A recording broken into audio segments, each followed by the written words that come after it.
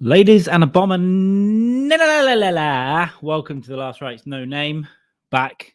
It's kinda. Is that okay? It's a pre-record today, just so you know.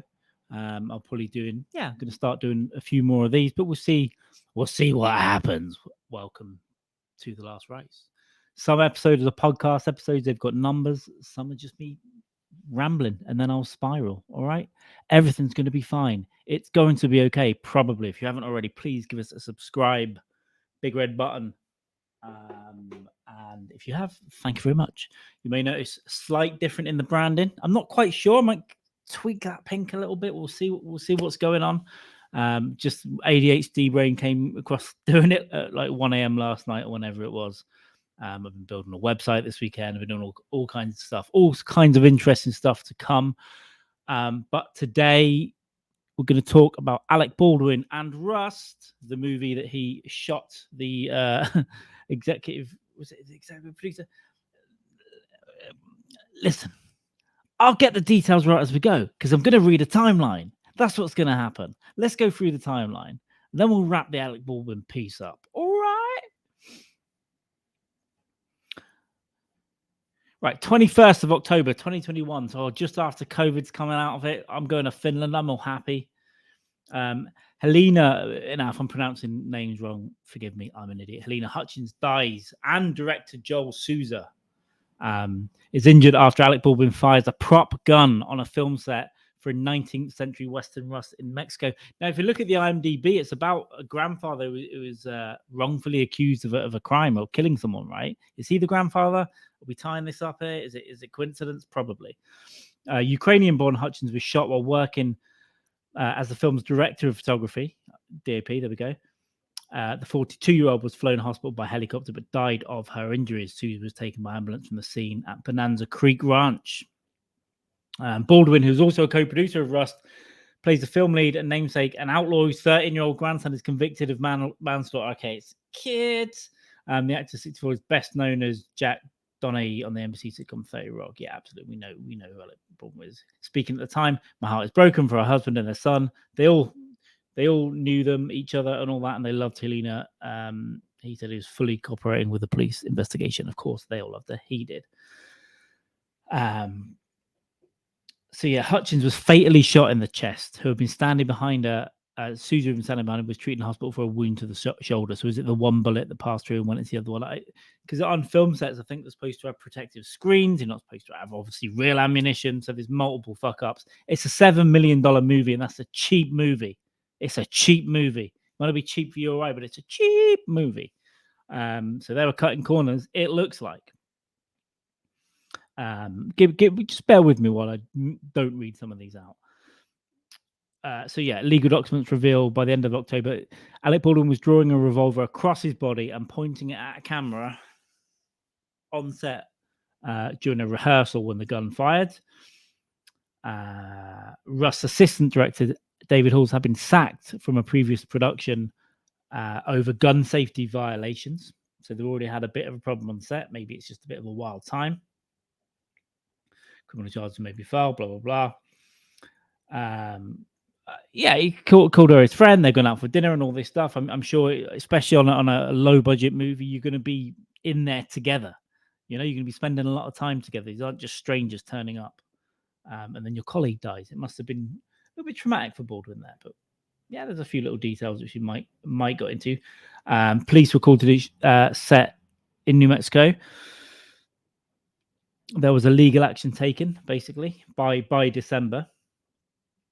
And then police got on the 1st of December, they obtained a further warrant to search the premises of an arms supplier. An affidavit, written statement of evidence with the warrant says police were told ammunition for the film had come from several sources, including PDQ Arm and Prop.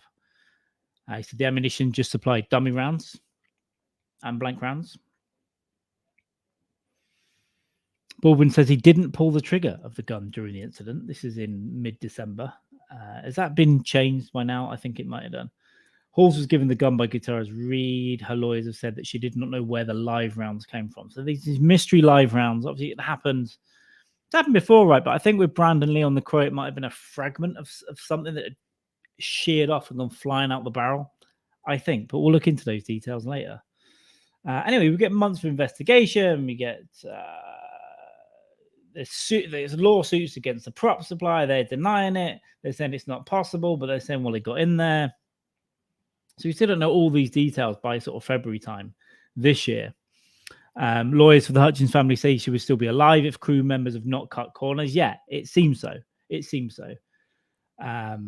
Hutchins' husband in February said it's absurd that Baldwin is not taking responsibility. I guess legally, he's defending himself. So if he just goes, "Yeah, it's my fault," immediately, you got to let. If you have a car accident and it's a little bit your fault, right? You can't be out there saying sorry straight away. You just can't do it. Once playing football, I knocked a guy unconscious. I punched him in the head. He spun around, hit the floor, went unconscious, landed on his ribs, and screamed in agony while the ambulance crews came. We carried on playing football and they all had to duck. Sorry, Nigel. Anyway, he got helped home and all that. Turns out, wasn't okay. He'd broken 4 ribs, bruised an internal organ, I think a kidney maybe, and obviously got knocked out, probably had a head injury, all that stuff. It was a complete accident. I thought it was punching the ball. To this day, I swear I punched the ball into his head, but witnesses say otherwise. But I didn't apologize, and I never apologized, even when he came back after, I think, 3 months off of work and 6 months off of football. Came back and I shook his hand, and the first thing I did, I went into him and took him out again, because let's not make it awkward. But it's not about me. It's about Alec Baldwin, all right? You just don't say sorry. Don't say sorry in those cases. If there's going to be a legal problem, don't say it was your fault. Let the lawyers deal with what's going on. Take the advice. So 5th of October 2022, so a year later, Baldwin reaches a settlement with the Hutchins family. All parties believe this was an accident. So obviously, here's some cash. Shut the fuck up, all right? No more problems for me, thank you. But in January this year, Baldwin and Guitarras Reed will be charged with 2 counts of involuntary manslaughter, facing up to 18 months down and a $5,000 fine. Baldwin was on the phone during firearms training for Russ. Prosecutors say as they charged him with involuntary manslaughter. Baldwin had performed mandatory safety checks with armor at Halyna Guitarras Reed's and not pointed the gun at Hutchins, a tragedy would not have occurred. Yeah, probably. But, these live rounds, are they his responsibility? I don't know. This isn't the defense of Baldwin. We're just looking into it. By mid-February this year, they'd announced that filming on Rust would resume. I really want to fart. That was a little fart there. Will resume this spring, according to US reports. A mix of new and old crew members will work on the film. Very interesting. Obviously, one's dead. Got to replace her. Bianca Klein took over cinematographer there, DOP, director of photography. Prosecutors in New Mexico drop the firearm enhancement charges against Baldwin. Pleads not guilty to involuntary manslaughter. We're coming into April now. Criminal charges are dropped.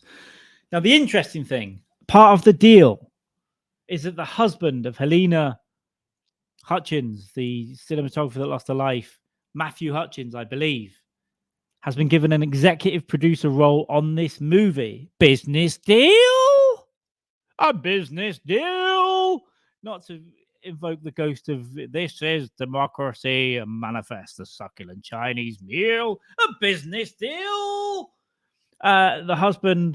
The grieving husband has now been given an executive producer's role. So he's making the cash on the movie. I guess it's a good way of getting him some sort of compensation, I guess. But it's going to be a bit weird, isn't it? Working with Alec Baldwin after he did kill your wife. I mean, or a gun that he may have been in contact with may have killed your wife.